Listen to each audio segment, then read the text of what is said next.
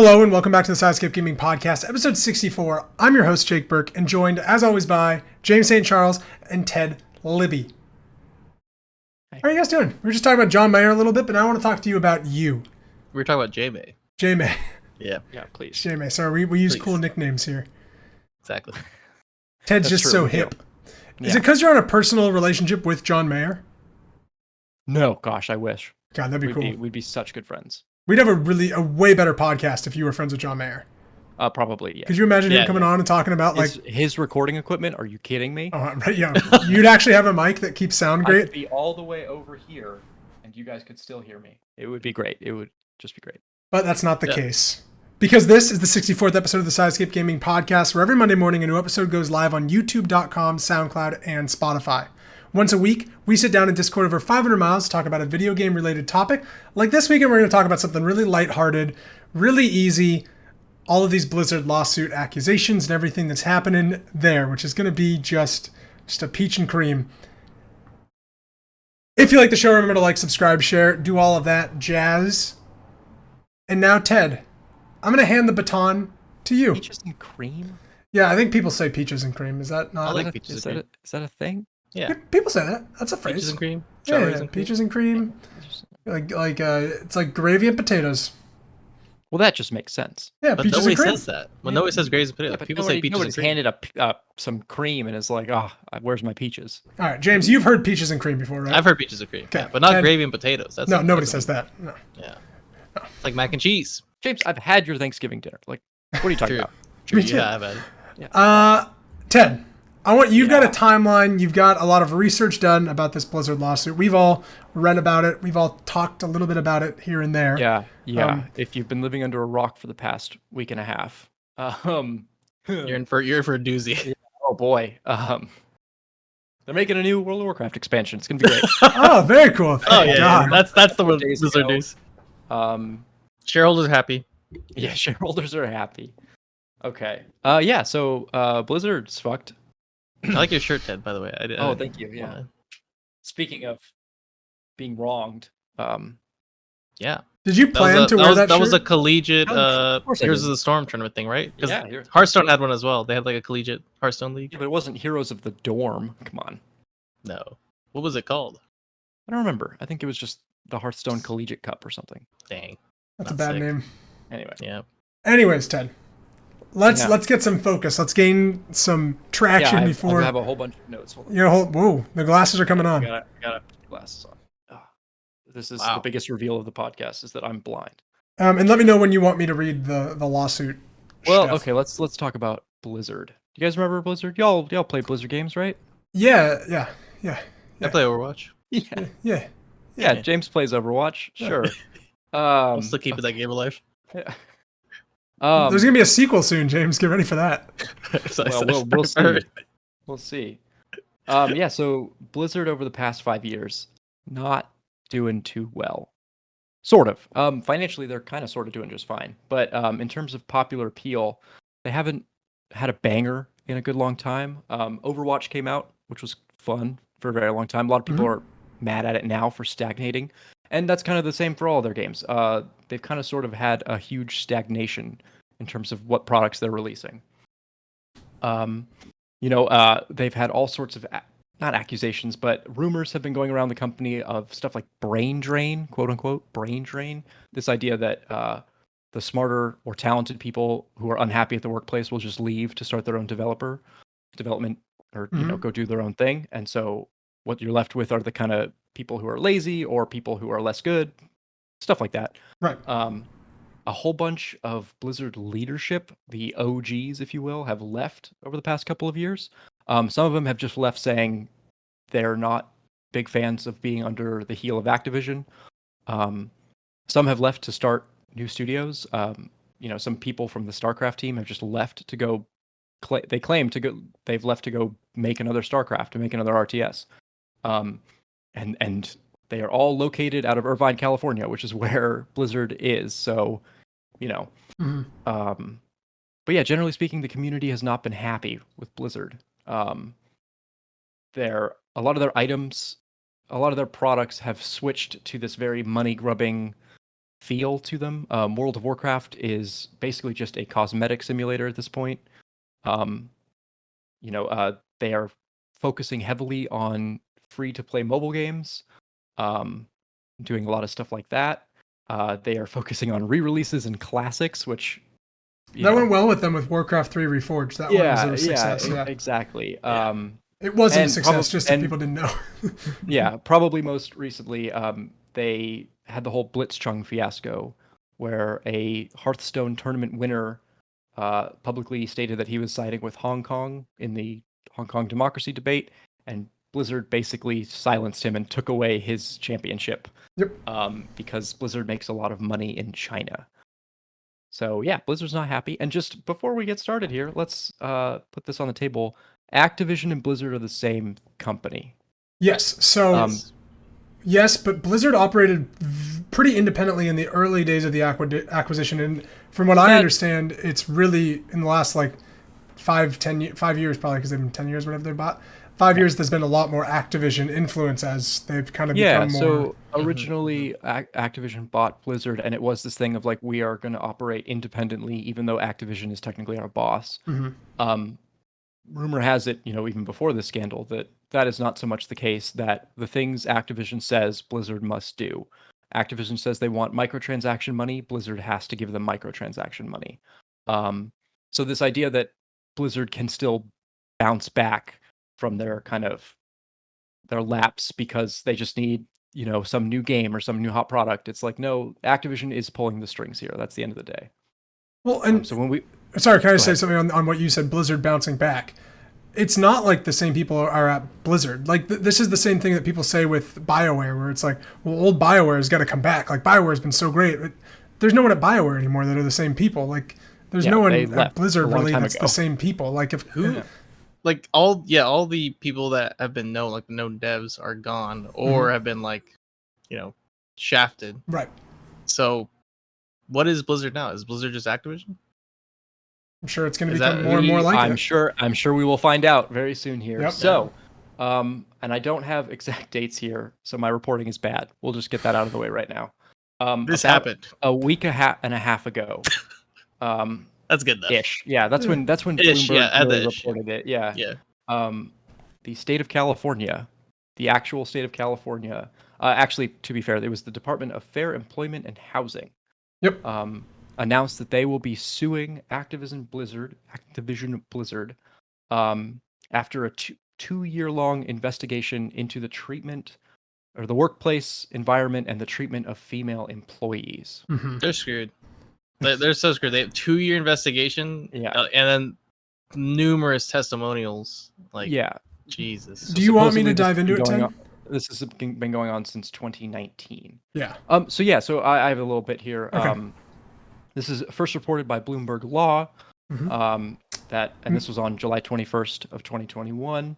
The Department of Fair Employment and Housing has alleged a multi-year investigation to determine that Activision Blizzard has discriminated against women when it comes to everything from salary incentive to promotions and executive representation. Pregnant and potentially pregnant women were reportedly subject to specific discrimination, as well as female employees of colors. And the lawsuit also references this thing that has kind of become a buzzword, this frat boy culture, as well as numerous other kind of allegations of harassment and discrimination. So I have a few of those examples of the type of harassment that they note in the case. So according to the complaint filed Tuesday, so this was Tuesday, would you say the 21st? Yeah. In the Los Angeles Supreme Court, female employees make up around 20% of Activision's workforce and are subject to a pervasive frat boy workplace culture, including cube crawls, in which male employees drink copious amounts of alcohol as they crawl their way through the various cubicles in the office, often engaging in inappropriate behavior towards female employees. The agency alleges male employees play video games during the workday while delegating responsibilities to their female employees, engage in sexual banter, and joke openly about rape, among other things. Female employees allege being held back from promotions because of the possibility they may become pregnant, being criticized for leaving to pick their children up from daycare, and being kicked out of lactation rooms so male colleagues could use the room for meetings. Female employees working for the World of Warcraft team noted that the male employees and supervisors would hit on them, make derogatory comments about rape, and otherwise engage in demeaning behavior. The suit also points out to a female Activision employee who took her own life while on a company trip with her male supervisors. The employee had been subjugated to an intense sexual harassment prior to her death, including having nude photos passed around at the company holiday party. So that is in all of the lawsuit that they... So sorry, it's really dark. I literally have in my notes. It gets dark. Yeah. There's a report of a female employee who ended up committing suicide, who was in a relationship with a supervisor or some kind of boss figure, who was having nudes of her sent around the office at a Christmas party, I think is what's referenced. But then other sources have said it was pretty consistent. Mm-hmm. This lawsuit also names a couple people by name. I don't have all of those names necessarily, but it does name the former head director of World of Warcraft, Alex Afrasiabi. Mm-hmm. I can't say his last name. But he for multiple sexual harassment claims, and it also lists the president of Blizzard Entertainment, J. Allen Brack, and he is named not for doing anything in terms of harassment, but for knowing about it and not taking proper action. That's the former president. Yes. We'll get to that in the timeline. Spoiler alert. Man. Let's just take a moment to let that settle in. That's rough. Yeah. That does not sound like a workplace that anybody should have to live in necessarily. So you guys know Ben Brode, the guy who has the famous laugh? He was the Hearthstone. He's the head of Hearthstone. Yeah. He left, but then he was commenting on this, and he said like his only comment was that when he was head of the team, a female team member came to him about sexual harassment and assault, but she didn't want to report it because of fear. Like she didn't want him to report it up and get the guy. Right. And so he said he's always like eaten up that like this person felt that they couldn't report him and that they were not safe to do that. So they hope that something comes of this and that person can get justice. Right. On it. This kind of stuff is rooted by a culture of not talking about it, of kind of shoving it all under the rug. That's how these things last and how these investigations go on for so long, is because of this general attitude among management of like, if we don't talk about it, it's just going to go away. Well, and I mean, on top of what you just said, Ted, was we've talked about it last time or 2 episodes ago when we talked about this kind of the start of this case, before anything had really come from it, and how Blizzard and Activision seniors and higher ups were writing out releases like J. Allen Brack wrote that statement about like how false these claims were, and we're getting there. Yeah, I know, but the management obviously for so long, and we even talked about, and it actually was J. Allen Brack who in that video with the person at the con when she asked the question about why do you make your women look like catalogs, and he didn't say this but laughed along with the person that said, well, what catalog would you like to make her from? And it's like we're not to say like how horrible it all is, but I'm not surprised that this is coming out of Blizzard, and you can look at their game art and be like, maybe they don't treat women very well. Like every woman is and like curves, and just look at Widowmaker. And I remember laughing at this joke in 2006 of like male armor is all shoulder pads and female armor is bikinis. Yeah. We've all laughed at that video game trope for the past 15 years. Yeah. So I want to dive into the timeline because I do want to kind of talk about the key things. But that was the official announcement, as reported by Bloomberg Law and Jason Schreier, because that guy reports everything apparently. Yeah, and he knew about it. He was working on the story, right? Yeah, him and a woman named Maeve Alsop. Yeah, she was the one that reported. Just a quick thing: Bloomberg is doing really good stuff right now. Like that, the news is on point. Like the investigations. I think Bloomberg China is doing the doing the supposed Switch, the new Switch Pro, but. Again, we'll see if that does turn up. I doubt it will, but like these kinds of stories are really like important. And just a thing on Bloomberg, just to jump on what James said, you can sign up for Jason Schreier's newsletter to hit your inbox, and it's super cool because he just lists like the 5 big game stories of the week and what game he thinks you should play on the weekend. It's great. Just a fun little thing. He'll probably say Ace Attorney. He did say Ace Attorney. That's all he's been talking about. The great Ace Attorney.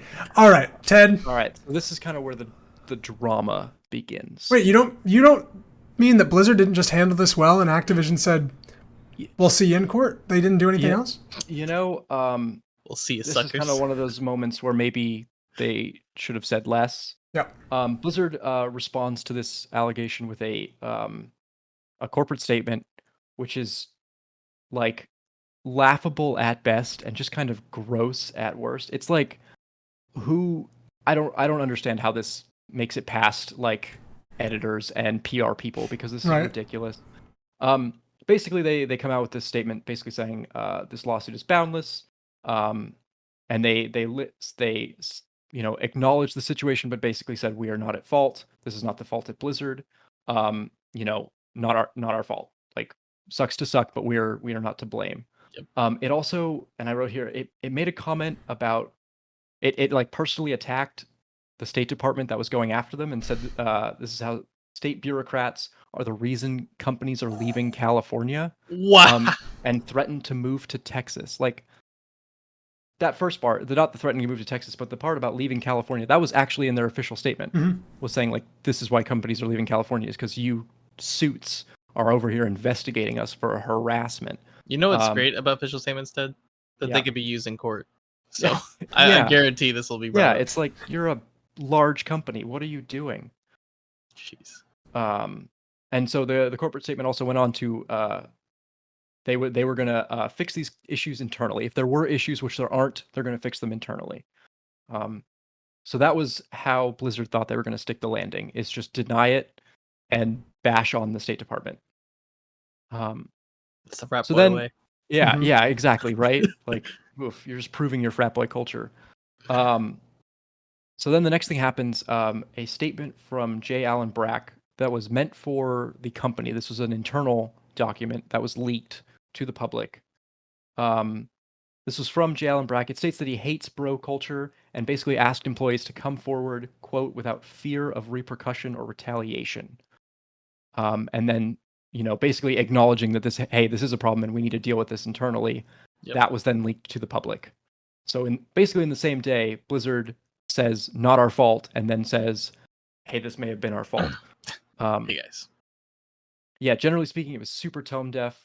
It was pretty gross. J. Allen Brack, in his own personal statement, references a famous feminist, Gloria Steinman, as an effort to appear non-threatening to women. He basically said, like, I'm personal friends with this person. How could I be involved?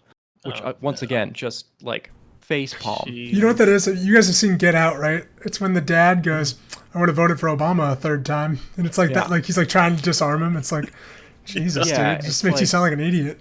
Right. And granted, this was not meant for the public, but still, like, this was meant for your employees. This is not supposed to assuage people who feel like they're being sexually harassed. Yeah.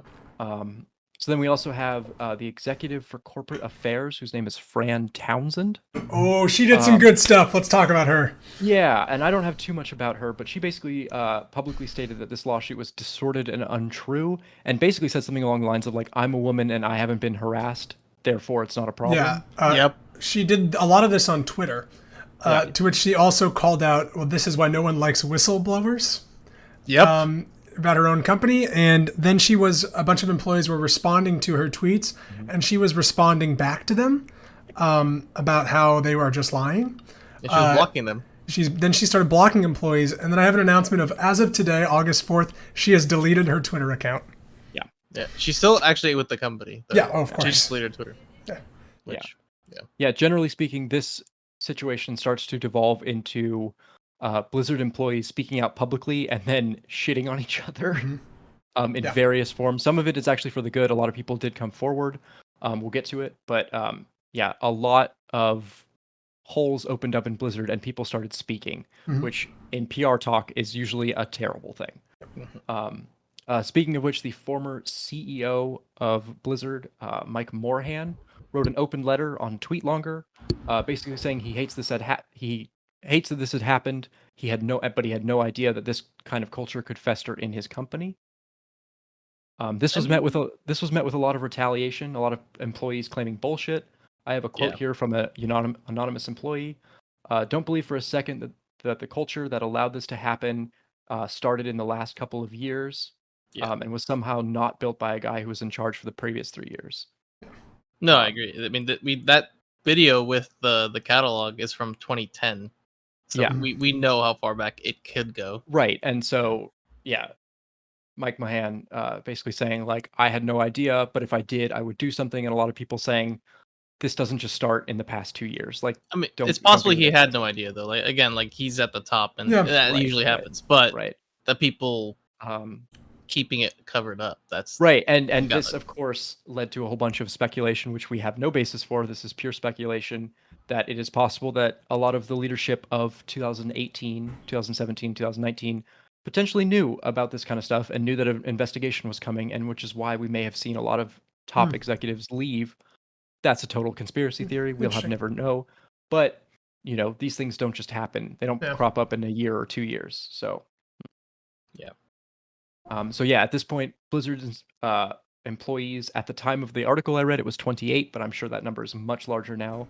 Start making public statements about the company's internal problems, as well as just the tidal wave of tweets that engulf this entire thing. And this, generally speaking, leads to a walkout, which was planned on Wednesday. This was last Wednesday. So, what are my dates? I'm glad you could check your The calendar. 28th. 28th, Yeah. Okay. The 28th is when the walkout, and this was a walkout specifically for the way Blizzard handled their press release. This was talking about how they publicly denied it and then privately admitted it, all in the same day. Yeah, and to be along those lines, they also had a wave of shit. I'm blanking on the word.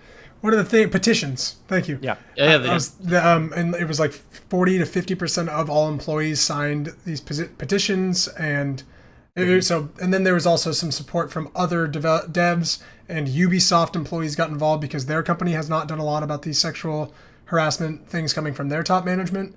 From a lot of creative directors. We saw the one for Ubisoft in Assassin's Creed Valhalla step down last year because he was doing some deeds with an employee. So just a lot of people in the industry have spoken up, and that doesn't sound like this may be an isolated thing, which... Yeah, and generally speaking, there was pandemonium at Blizzard, what with a walkout.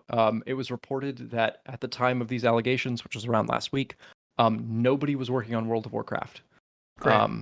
Nobody at the Blizzard headquarters was actually working on the game. They were too busy either dealing with this or leaving with this, doing the walkout or protesting in some way. That's great. Or they were there trying to put out the fires that this PR thing started. Well, because the only way that Activision is going to deal with any of this is the minute it starts to hurt their wallet. And we're going to get there, but it's starting to hurt their wallet. Around Tuesday, Wednesday, Activision's stock price drops. It's not a big deal, especially in this situation. I think it's already back up to way more than it was. So if you bought Activision, good for you. But it did drop. And the next morning, Bobby Kotick himself, Mr. Moneyball, releases a statement. Do you know why he's called that, James? Because he was in Moneyball. He paid for his. We talked about this last time. That's right. He's my favorite actor in Moneyball. I will always fucking say that. Great. Mr. Moneyball. Okay, so Bobby Kotick finally releases a statement. Bobby Kotick, the CEO of Activision, in no uncertain terms, the boss of Blizzard. He is, everybody at Blizzard looks up, or has to answer to Bobby in some capacity. Yep. And so Bobby Kotick's statement was probably the best in that it didn't shoot itself in the foot. Basically, it said that they as a company will be listening to claims by employees. They will undergo a full review of management and leadership, and used fairly big words like decisive action and termination. Words like termination are not usually used in press releases, so that was pretty hefty stuff coming from the CEO of the entire company. And so I actually have a direct quote from Bobby Kotick here because I thought it was important. Our initial response to this issue we faced together and you and your concerns were quite frankly tone deaf, Kotick said. It's imperative that we all acknowledge perspectives and experiences and respect the feelings of those who have been mistreated in any way. I am sorry that what we did not provide the right empathy and understanding. And then he continues, we are taking swift action to be compassionate, caring company that you all came to work for and to ensure a safe working environment. There is no place anywhere at any company for discrimination, harassment, or unequal treatment of any kind. So Big Daddy Bobby kind of has to come in and settle this. And it's a decent statement. Will they do anything? We will find out. But at least he says, we're gonna do something. So around this time, Blizzard then hires the law firm Wilmer Hale to represent the company. This gets a lot of flack. Now we're just talking about general corporate flack at this point because Wilmeyer Hale they already represent Blizzard. They're basically just hiring their law firm to look at themselves, to audit themselves, which, okay. And this is the law firm that is known for busting up starting unions, correct? That is the side thing. This is the law firm, or it's like a conglomerate of law firms. It's kind of a complicated thing. But they're most famously known for being hired by Amazon to ensure that unions don't arise, which, given the amount of chatter about workers' rights in this situation, and in the video game industry as a whole, that's a huge conversation topic for years. Yeah, a union makes a lot of sense, especially right now. So they have a coalition now. Right. Yep. Yeah, and so they do that. We're kind of quiet for the weekend, and then the last couple things I have here, as of yesterday, Tuesday the August 3rd, J. Allen Brack will be leaving the company to, quote, pursue other opportunities. He's being replaced by, and I'm not making this up, two people who will be known as co-presidents, Jen O'Neill and Mike Yerba. One's from Xbox and the other is from something. Yeah, Mike. I think it's Ibarra. Ibarra, yeah. Is that it? Yeah. I think it's that. He's from Xbox. He was there for like 20 years or something. Wow. Yeah. So J. Allen Brack gets fired, and then I think today or yesterday at night. Sorry, my cat's gonna do some weird stuff with the blinds. The coalition, the employee coalition, denied them using this law firm to do this audit. They won't agree to it. That doesn't make any sense. Yeah. So that's been kind of the second update. So they kind of have a somewhat small union-esque thing happening inside there, which is good. Okay, James, I want to know your thoughts because I feel like Ted did the timeline. I've added input. I want to know where your head's at. So this is like huge, not just for Blizzard, Activision, but I feel like you're talking about for the entire gaming industry. Mm-hmm. Whatever happens here, this president will be huge. The co-president will really have, like, I think, a dramatic impact. And this isn't just like before with like, Hong Kong Blizzard stuff and like this is serious. This is California getting involved. Whatever they decide will drastically change the work environment for Blizzard. Mm-hmm. I expect more people to leave. Maybe we're not seeing that now, but I do expect more people to leave, possibly going to the smaller startups that have spawned from Blizzard NCS. Oh, you mean like the the workers, not the executives. Okay. Yeah. I don't think whatever happens, it's gonna be good. And then, like, I just don't know how you come back from this. So of course, like, they're gonna like make games and then they're just gonna hire more people, but they're just gonna be like under a fine comb the entire time this carries on.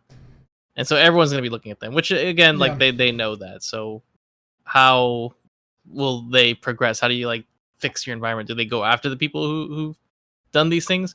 Like, again, like you hear like the testimonials, it's the environment, but it's people that were doing it. So why are they still around? Like, what's going on there? Mm-hmm. Yeah, of course you attack the company for like allowing it to happen, but I think some individual lawsuits may happen as well. That would be interesting to see as well. But I wonder if statute of limitations will play a role. We'll see. Yeah, I'm curious what two things that happen. I wonder how many people are paying attention to this. We are. So people are. Right? No, they are. No, that wasn't like a joke. When Bobby Kotick made a statement, that a lot of news outlets signaled that as Activision getting involved, which this has been Activision the whole time, but Blizzard is a company for nerds, and Activision makes Call of Duty, which is in every teenage boy's home in the country. So once Bobby Kotick made a statement, that's when places like CNN started making articles about game industry workforce and kind of watershed moments for unionization. A thing too that we was not in the timeline that I think is very important to note is T-Mobile sponsors the Call of Duty League and the Overwatch League. Yeah, they dropped They dropped them. Huge Call of Duty tournament was happening while they dropped them. They were putting stickers over T-Mobile patches. Really? I did not know this at all. So T-Mobile dropped the sponsorship for both leagues. So that's huge. I forgot about that, but that makes me think because there are a lot of sponsorships for the Overwatch League. Like Cheez-It is a sponsor. Like they have so many obscure sponsors. That's to me like as if I was a shareholder, I would be alarmed by that. I'd be like, okay, people are pulling out money for hosting Blizzard, and so that's scary. Yeah, I'm also like I was kind of going with like I hope that this isn't just the moment that we're talking about it, and that this is in our minds when and then and this is contradictory because you and I are both about to go play an Activision game. We're gonna go play Warzone after this. Like I get that, like if I was a good Samaritan, I guess I would just boycott all Activision Blizzard products. But then you would have boycotted like between Hong Kong. It's like, right. So where do you draw the line? But I wonder how this affects consumers going forward when Diablo 4 comes out. Right. Like, does it matter? Or is the name Diablo enough to just sell? And we won't know until earnings calls. I know there's a lot of sentiment on the internet right now that is anti-Blizzard. A lot of people finally pulling the plug on their Hearthstone installs or their World of Warcraft subscriptions. Who knows how long that will last? People are fickle, but generally speaking, there is an anti-sentiment against Blizzard-specific products at this moment. I don't think anybody who's an Activision fanboy really cares right now. But oh, also, Jen O'Neill was the president of Vicarious Visions before this. Oh, yeah, that was the one that was the first merger, right? Or am I thinking? Vicarious Visions? No, they just got shut down recently. They just got shut. Yeah. They were the people that made was it Spyro? It was Spyro or Crash Bandicoot. I think they made Crash Bandicoot and Tony Hawk Pro Skater remake. Oh, dang. Yeah. I generally speaking, it's funny. I feel a little bit bad because they are stuck. Blizzard was stuck in this awful corporate sandwich, where they had to basically tell their employees, like, we hear you, we're listening to you, we would like to fix this. And then they had to turn around and then tell a whole bunch of press people, we had no idea this was going on. These accusations are ridiculous. And so they had to play this line to both people of like they can't admit guilt and then also have to say they're going to fix something that they don't admit to. Right. Which just sucks. Like how do you do something like that? You have numerous testimonials. You probably have more people that'll be added on to the lawsuit as witnesses. There'll probably be people that'll be named, key people. Of course, like again, I named one person that like someone went up to upper management and and so I think what we will see here is hopefully, I think this is potentially caused by Blizzard having a super weak middle management. And when I say middle management, I mean all the way up to J. Allen Brack, because J. Allen Brack was technically a middle manager for Activision, for the board, the CEO and the board of Activision. And so for a whole bunch of people who were probably lower on the totem pole, avid fans of Blizzard because Blizzard hires fans, and just love the company, love the product, and then a whole bunch of senior people quit over the past 5 years. And so Blizzard just upped a whole bunch of people who maybe weren't ready for the job. J. Allen Brack, I think he's a bit of a dum-dum. He messed up a lot here, and it's probably right that he should take the fall for this and be fired. I do feel bad for the guy. He seems like a guy who is never meant to be in the position of having to be the president of Blizzard. If any of you have watched his press releases or any of the BlizzCon stuff, he did not seem prepared for this role at all. He just seemed like a fan who became an employee, who became an executive, who got way in over his head. And so hopefully we will see a restructuring of their middle management and some much stronger leaders kind of heading what Blizzard becomes, because they need it desperately. Yeah, I would hope there's more change, and I hope that this change isn't just in Activision and Blizzard, but in everything. I mean, in the entire I hope it ecosystem. propagates to the game industry or more people to come out and this would be great if, and as much as I don't want to cheer on the death of Blizzard, but if Blizzard had its time in the fire of like, people don't want to work for you, you're not making interesting products, you're not a fun place for developers to be, and on top of that, you're under a microscope because employees sexually harass one another, it seems consistently, you know what I mean? Yeah, this is just a weird thing, and And honestly, like, it sounds horrible for me. I don't know. It feels weird to say, but like, I'm not surprised. I'm not surprised that in not only just the company, but like this industry is so like frat boy focused almost. Of like, you know, like the whole Last of Us Part 2 shit was like inspired by people that are just like, I don't want to play as a girl. Like, it's so dumb. Like, and so I think that when that's the culture of the industry, and we're slowly getting away from that, but Blizzard was at the apex of that culture. I mean, they, like we said, like designed bikinis and like that was armor. Like, I think that as we get further and further from that, we see like companies like Naughty Dog and other companies that are using females and not just like sexualized positions. I think that really gives more credence to what is to come in the fan bases that garner. So I hope that this leads to a lot of change. Yeah, and you know, Blizzard has a very devoted fan base, even if they're all pissed off right now. So if anyone could bounce back from this, it could be Blizzard. Yeah. Should they? And that would be exciting to see. Should they depends on the games that they make, because that's, you know, they at the end of the day, this company needs good products, and they are not, in my opinion, in this person's humble opinion, they're not producing good products. It's going to be more games as a service, because EA just announced too that they're going to be more games as a service focused, because their normal games don't sell. So everything is coming to games as a service. Yeah. So, any final thoughts on this, guys, as we kind of close out this depressing topic before we talk about games?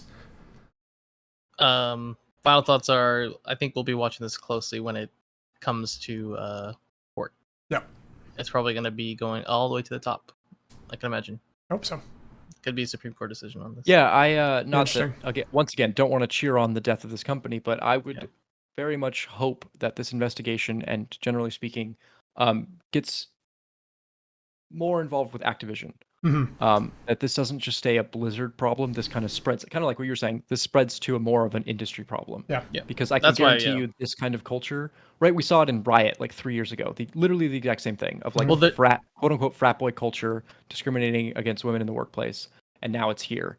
So maybe we should start talking about this kind of thing more in a larger sense than in this like, oh, this company got caught doing this thing. Right. Yeah, that's what I was saying about that. Yeah. I thought the FE whatever California also sued Riot. Is that not the case? They did. Yeah. Very similar. So and Riot even, I think, admitted wrongdoing in that sense. Of course. Well, they've already. So it's like, what happens then? They sue, and there's like some change gonna happen. Like they have to like fulfill certain things. Like I just want to know. They'll pay money and have to do certain, and potentially there will be regulations against. That's what I want to see. Is like behavior. These regulations, and of course they're only going to apply to California. But hopefully, like if it goes beyond, maybe you'll see some more like general workplace regulation stuff. Which, again, it's spawning in the gaming industry. That would be the goal, right? It's like, you know, you don't want to be the company operating out of Nevada because you can get around workplace harassment regulations. Like that's not a good look. So.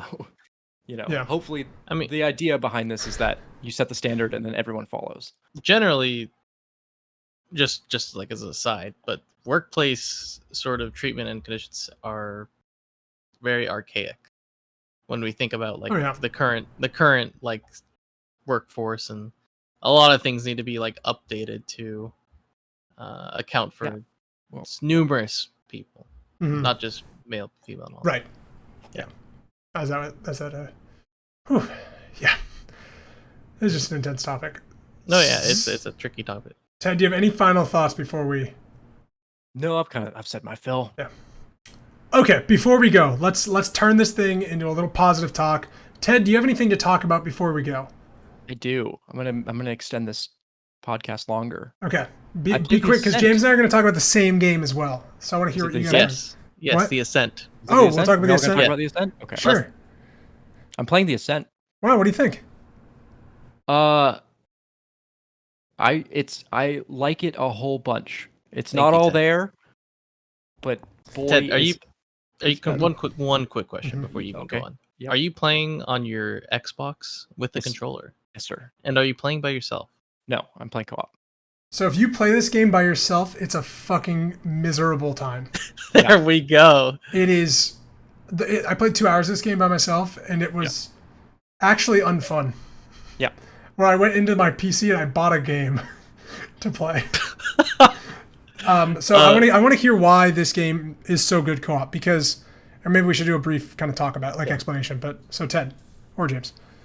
Well, so the game itself, I don't think is necessarily all that special. It's a twin stick shooter. A lot of people are saying it's an ARPG. I personally disagree. I think this is much more of a twin stick shooter. It's a twin stick shooter Division style. It's a twin stick shooter with loot. RPG elements. I would say it's much more that than it is an ARPG. Yeah. Set in a very cyberpunk world. Yes. And generally speaking, I'll list some of the bad things. The story has a really interesting premise if I tell it to you, but it's delivered really badly. Yes. The premise is basically this is a corporation, a planet-sized corporation, and that corporation goes bankrupt. All of a sudden, out of nowhere. Yep. And so the entire planet now has to deal with this and is kind of falling apart. That's really cool. That's a cool concept. The story itself is delivered asininely. It just shoves you in there with no context, and not only that, we're talking about cyberpunk, so it's a lot of what language and vernacular that's like supposed to sound really cool, but when you're trying to deliver important plot points, like I don't know what habbers are. They never explain what a habber is. Yes. And that's and you're rescuing habbers for the first 3 hours of the game, and I'm like, I don't know what a habber is. It's that part is really bad. Generally speaking, though, the feeling, the tone, it's so good. It's so cyberpunk. The tone is good, and the music is good too. Like running around the world, it feels good. And then playing with co-op. Are you playing couch co-op or online co-op? I'm playing couch co-op. Hell yeah. And it just, it's a very basic game. The controls are interesting, but they're not super deep. But just having that second person to kind of like talk about stats with, or to kind of like, you go this way, I'll go this way. Yep. You distract their fire, and I can shoot them in the back. All that kind of stuff just leads to a really fun experience. I would imagine this is kind of the same thing as like a Borderlands, where I wouldn't recommend playing Borderlands by yourself, but as soon as you get other people, it's just a fun romp. Oh, I played Borderlands by myself, and it's not bad. I think Borderlands by itself is fine, but this game, co-op, like I played with 2 people, like just 2 friends, and then one of them like had to go, and so we're like, damn, I want to keep going, but we don't want to keep going far. So we restarted and got someone else and just got up to that point, just replayed, but did like side missions. And I think this game, to be like, if I play it by myself, like talking with Jake, it would suck. It's not too fun. But with other people, it's like, you feed off each other on like the stats, on the guns. And I'm sure you're in the best thing about it is like everything's shared. Like I can go loot some trash can and then everyone gets the gun or money I find. Cool. So there's no point in like, oh, hey, hoarding loot or something like that. So everyone gets everything. You're making. But that being said, the choices you have for the shops, like that's up to you. Like whether or not you want to upgrade this or do this, like which gun you like. I liked that kind of like customization. That being said, I've only gotten to chapter 2, so I haven't gotten too far to really like say I love this game. But I've enjoyed my time. I am at the end of chapter 2. I'm pretty early into it. I did done so many side missions though, because there's a lot to explore, and I was like, let's just start. So my group has decided we are not going to do side missions because a lot of the content seems to be gated behind the story.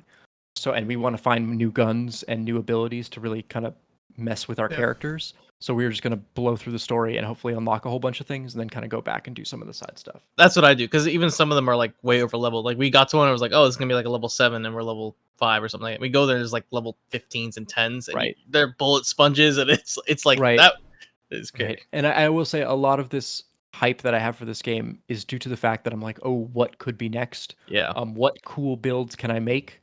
Because this game does have abilities and kind of like a mana system as well as its guns. And so I'm really excited for what's coming next. That payoff could not deliver, and I'll end up kind of being like, it was okay. Yeah. But generally speaking, this is one of the best cyberpunk games that I have played in a long time. That is simply based on feeling. It just feels good. It feels like a true cyberpunk game. I get a headache when I look at it too. When I look at the menus, and that's great. That's what I. No, that's because cyberpunk's lagging out and people's faces are disappearing. That's the headache problem. Yeah. I think they did a really good job realizing cyberpunk. Everything else is I would look forward to the improvements a sequel might bring, if that makes sense. They sold pretty well on Steam, and that's where I had to buy it, because they're not cross-platform. Yes. Yeah. Generally speaking, I guess Xbox has produced $5 million, or this company, has produced around $5 million of potential revenue given how many people on Game Pass played it. Wow. Which is that's insane for an indie game. Yeah. That's honestly the power of Game Pass, though. Being an exclusive for Game Pass, like coming out, that couldn't be any better. Yeah. Well, yeah, And there's so much especially with marketing Xbox in it, double right? dipping. Yeah. Yeah, it's not just like before with Epic Game Store. Like, of course, the news right now recently, Epic Game Store is going to take like $150 million loss, which is insane. They've been doing that, yeah. Yeah, they're still taking the losses on the free games, but they haven't improved their marketplace too much. But they have the exclusivity for some of their games, and I think that's hurting more than it's helping. Whereas Game Pass is going like, yeah, you can play our game for this cheap price, or you can buy it on Steam for double the price. And people are like, yeah, okay, yeah, I'll pay double the price. So it's like they're like, cool, that's fine. It has like DLSS. Thank you. I was like, I know I have the letters, but not in the right order. NVIDIA DLSS, which that doesn't matter. And it has ray tracing, which it doesn't have on Xbox. So I guess like graphically it. Yeah. Graphic even on Xbox, it looks very good. It looked good on my Xbox. Yeah, I turned it all Series, off and it was still good. So I was just like, I'll play it. I don't need to see the fancy explosions coming at me. Yeah, I'm enjoying it. I'm hoping to continue to play it. But generally speaking, I thought a lot of vibes were like 7 out of 10. And I was like, yeah, 100%. Decent. Like it's decent time to play with friends. I am having fun, but nothing here is like mind blowing. Yeah. No game changing. Yeah. It's just nice. Yeah, it's really slow by yourself. It's just and you just die. You die like all the time. Oh yeah, because you just get overwhelmed constantly. Mm-hmm. Like you get picked up. Just like Division. That's why I say it's Division. Yeah, but when you're by yourself, you just die. yeah. That's why I hate playing Division by myself, because you just die. You're like, oh, no one's gonna help me. Like no one's gonna help. So I would not recommend this game if you're gonna play it solo. Yeah. Okay, I want to talk about one last game. We're gonna make it quick, James. I want to talk to you because if I like this game a lot, so far I think I like it better than Death's Door. Have you been playing more recently? Because I haven't heard you talk about this game at all. Yeah, I've played a lot in the last weekend. Wildermyth is it Wildermyth or Wildermyth? I don't know. I think it's Wildermyth, like Will the Beast. Wildermyth. Okay, Wildermyth. It is basically like a tabletop RPG. I mean, I would say it's not like Dungeons and Dragons, but it is like For the King, but better, I'd say. So it's similar to For the King, but combat is grid-based instead of turn-based, much like Fire Emblem. So it gives me that kind of little itch as well. But I think the game, what's really cool about this game, Ted, is you play it in, you pick your story that you're going to play, and a story is 3 to 5 to 7 chapters. Okay. And a chapter basically consists of you going to every little area, clearing it out, combat. Then you make like a decision, and it'll affect your characters. But all your characters are customized, and they're fully procedural, customized. You build them, or you can just randomize them. Then pick their classes and everything, and then stuff will happen to them on their journey. Or like if they go down, get like a randomized story, basically. You get a procedurally generated story, and they will be affected by it. And every chapter, they grow older, and eventually they will retire. And they will also affect your other stories as you continue, and you may meet someone along the ride. So like, I have a guy named Varlock that was like my first badass dude that grew wings because he got cursed, and he's now in with my second campaign, and like he's like, I'll come and help fight with you. This game is freaking awesome. It's amazing. Yeah. And I want to hear, James, because you've been playing it co-op. Yeah. So I saw it. I think you told me about it when it first came out, and I saw it, and I was like, it's looking really like kid cheesy, like paper type thing. The art's kind of odd. Yeah. And so a friend bought it, and they were like, oh man, you really gotta try this. It's like For the King. And I was like, oh, it's like For the King. That game was pretty good. I mean, we only played a little bit, but yeah, it was rough. So I was like, all right, we'll play. And so we got another friend to buy and play, so it was just 3 of us, and we started the first story, and I picked, God, I can't remember what my guy is, like something optimistic, but like you could like pick like what type of like person you are, like your story, your backstory, which is great, and like who you are. So I picked my guy, and they picked 2 people that were snarks. So we're called the Zenful and the Snarks, and the story is amazing. Like they just backtalk me all the time. I'm like the leader in the story. It's just they backtalk me all the time. But that's so cool. There's like just really fun things. We picked up an NPC because you can add people to your party, and multiple people can play that person. Like you can. I think the dev said you can have as many people as you want, like playing co-op, which is insane. So I have a question for you about this, James. So you're playing co-op. So when I play, I control the whole party. Yeah. So I control my guy. Yeah. Okay. And then if you add other people, then everyone can control them? So the first story, I think, starts out with only 3 people, right? Like that's like the max. I don't know. I recruited people during that.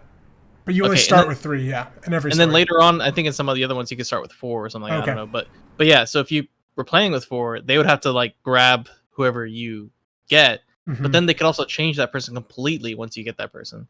Okay. So we got just I just want to tell a story. We got this person from NPC, and so we're like, all right, we're just gonna go into our like next battle, and their story is they see this like diamond in a rock, and they go to it, and it like sticks in their eye.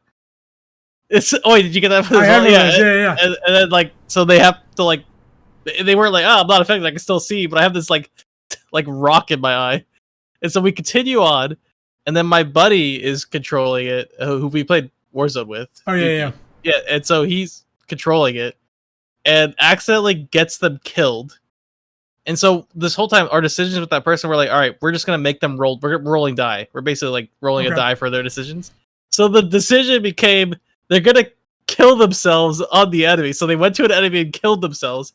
And then the next decision was we're gonna forget about them, erase them from our existence from our party. So we got someone, we killed them, and then they never existed. You just never talked about them. You know what we did next? We went back to that same town and got someone else.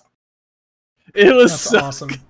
it's so amazing, and I want to continue. Like someone was like, us was like, hey, I want to play, and then we weren't all together, so it's like that's just like we have to get everyone on the same time to play. Mhm. But oh my god, is it a blast? It's a great game. The writing is phenomenal. It's such great fantasy writing, and it's so intricate how it's all like procedurally put together. It's really impressive. Yeah. I'm doing my character's voice, and like everyone else is doing their voice. It is like oh, that's great. You're playing D&D, yeah. Yeah, it is yeah, so sounds like you're playing good. And Ted, what's really cool too is your characters sometimes will fall in love. I don't know, James, if you got to this point. And yeah, I do have a romantic interest. Okay, so my characters, 2 of them fell in love, and then in like the 4th chapter of this story, they had a kid, and the kid grew up to help us fight in the next chapter. So it's like they grow, and like it's really cool. Just it's so intricate, and it's just such a because it takes time to travel where you're going on the map, and you lose a lot of time. And there's calamity, just like for the king, you know. Yep. It is taking all the elements of D&D for the king, like all this great stuff, and putting it into one game, and it is good. And I'm surprised it is not getting more attention. Yeah, I think this could blow up. I think it will have a game, like it'll have a like Game of the Year awards, not like being maybe nominated for the Game of the Year, but it will be there for best RPG, and I think it'll get a lot of buzz at the end of the year. It is for sure. fun. It's good. Yeah, A lot of fun. Yeah. I recommend the hell out of it. Mm-hmm. Yeah. Well, thank you guys so much for watching the Sidekick Gaming Podcast, episode 64. I'm your host, Jake. That's James. That's Ted. And we will see you next week.